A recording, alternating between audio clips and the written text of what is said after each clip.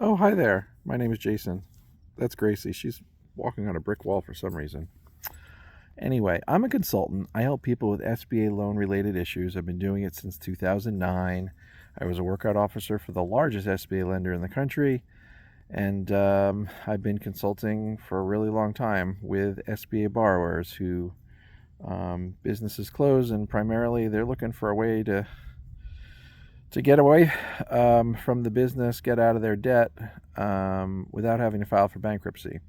And for years, the SBA has had this process called offer and compromise. And quite honestly, I've always found that I think it's a smart business decision on their part, because the guy that owes you $1 million and can't pay you $1 million, there's nothing you could do. I mean, the phrase we always use is can't get blood from a stone, right? You can't get blood from a stone.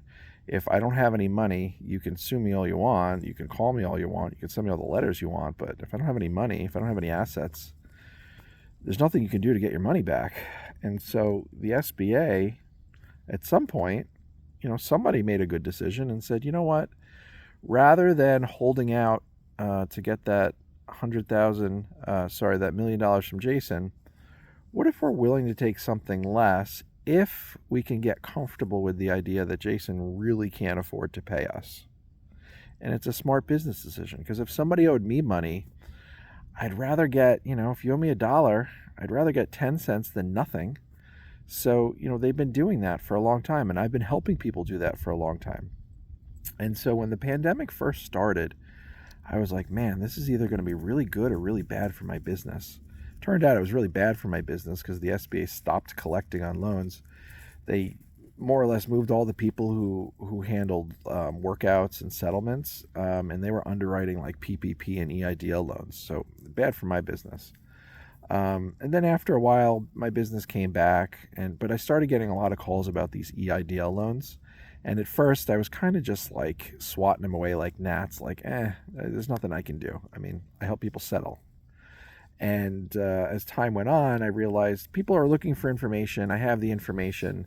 I certainly can't spend, all day on the phone with people for free, because, that's not how you run a business. But what I can do is put together, a 30-minute consult. And then if people want to pay, I'll give them their options. I'll kind of walk them through the different scenarios. And that's been very well received.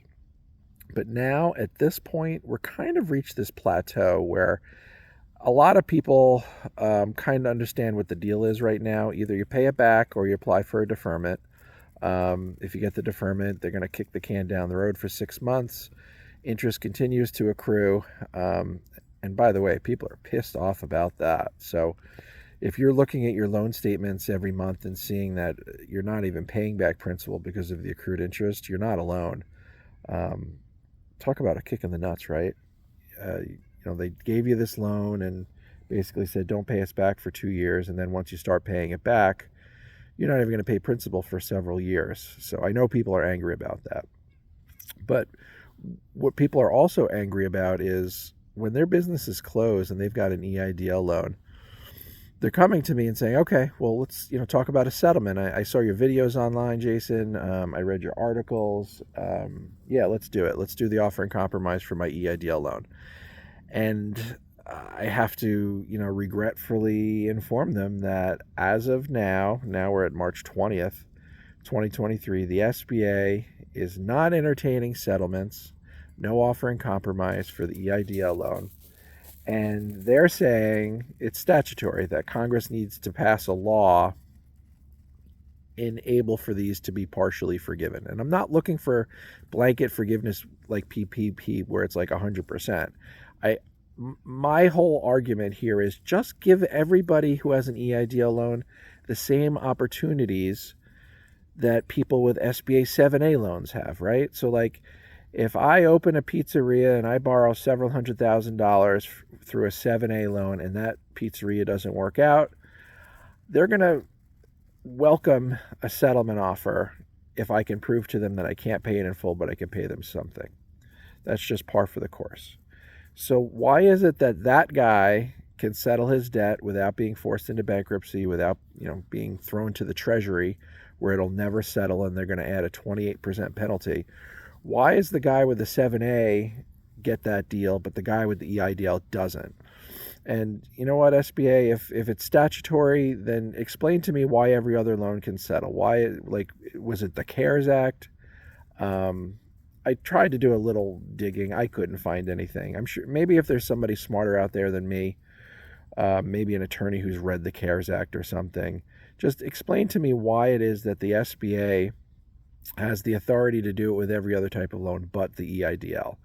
And by the way, whose idea was that? It's so ridiculous that, so what you're saying is EIDL, during a pandemic, the businesses who needed it the most just to survive, it wasn't even to start a business. It was literally like to pay the rent and keep the lights on. Here's my question. Why did you not have a contingency plan, SBA? Like, what did you think was going to happen with all these defaults? Like, what did you think was going to happen when you add more debt on top of an already struggling business? I don't understand why they didn't plan for this, why they don't have something set up. And again, I'm not asking them to give away anything to everyone, and I'm not asking for complete forgiveness. But if a business closes and the individuals behind it who guaranteed it don't have the assets or the income to pay it back, why would you not consider a settlement? Why would you not take what you can get rather than force these people to decide between bankruptcy or being badgered by the Treasury for the rest of their life? I just don't understand it.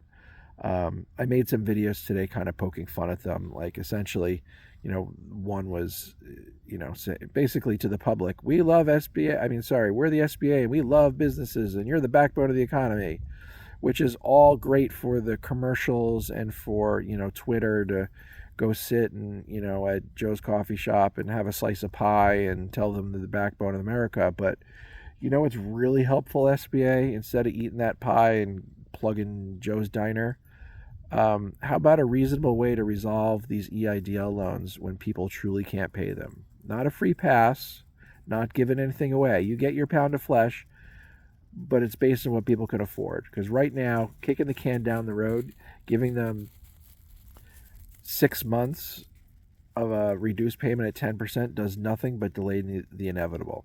And the vast majority of these businesses, they're just holding on and they'll take anything you give them, but you're just giving them a shovel to dig their own grave.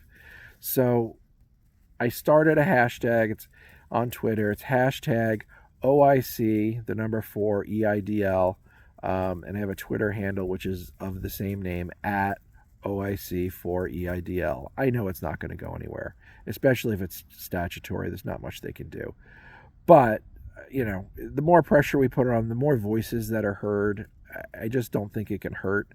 All I know right now is I hate the fact that I can't help people with EIDL loans because, the reality of the situation is if you don't have the money to pay them, the SBA is giving you no options, which I hate because they do it with every other type of loan. I've built a business on helping people work through that process. And for some reason, it was either short-sighted or it was political, but somebody forgot to think about what happens if these people who don't pay back the loans. And, oh, by the way, there were no underwriting standards. The number of people who are like, I don't know how they qualified me for this, it's mind-blowing to me that they just gave out money with very few restrictions to people. It's like, to me, it's like you're holding their head underwater and then you give them an oxygen tank and ask them, would you like this? And then, basically have them agree to those terms. What negotiating power did they have? What options did they have at that point? None. So that's it. That's my rant. I'm mad at the SBA. I want them to do something. I'm tired of kicking the can down the road. I know our government is very good at, just avoiding dealing with problems because they're worried someone's going to be upset. But all I can hope is as 2024 approaches and the voices continue to be loud, that whoever runs, likely as a Democrat, to be honest, looks at this situation and comes up with a common sense solution. I'm not saying give anything away. I'm saying come up with a common sense solution to give people who took these loans options if their business ends up closing. That's all I'm asking. All right, that's it. Check out my website, subscribe, like, all that stuff. Comment. I'll see you soon.